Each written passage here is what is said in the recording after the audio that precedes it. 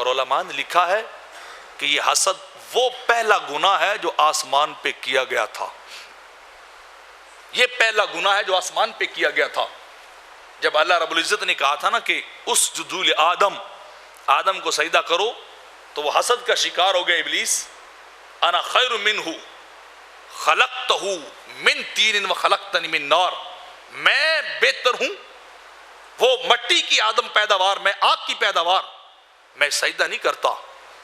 تو حاسد ہوا تھا ابلیس، تو فرمایا فخرج فانک رجیم، ہم تمہیں اپنی بارگاہ میں نہیں رہنے دیں گے.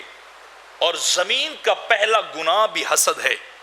جب حابیل اور قابیل دونوں بھائی آپس میں لڑے تھے، ان کا جھگڑا ہوا، ایک کی قربانی قبول ہی قرآن کے اندر، دوسرے کی قبول نہیں، تو اس حسد نے حابیل کو قابیل کے ہاتھوں قتل کروایا تھا، بھائی کو بھائی کے ہاتھوں حسد نے مروا دیا تھا. تو یہ پہلا گناہ ہے جو آسمان میں بھی کیا گیا اور زمین پہ بھی کیا گیا. اس سے انسان کو بچنا چاہیے.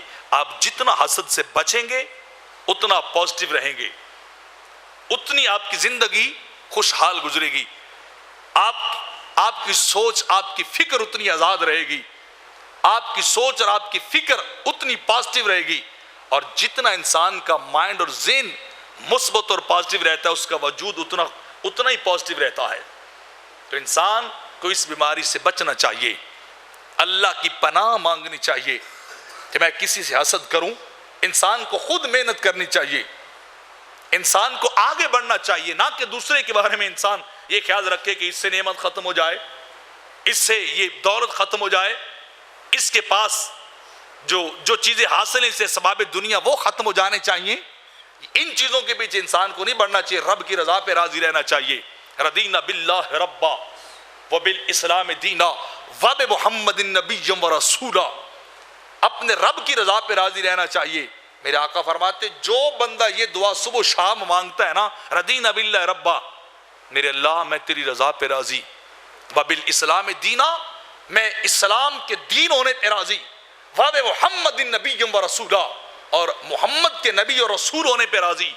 میرے آقا فرماتے ہیں اس کا دل مطمئن رہتا ہے، اس کا دل شاد رہتا ہے، اس کا دل خوش رہتا ہے جو اللہ کی رضا پہ راضی رہتا ہے. اور حاسد وہ ہے جو اللہ کی رضا پہ راضی نہیں رہتا، وہ پھر پاگلوں کی طرح زندگی گزارتا ہے.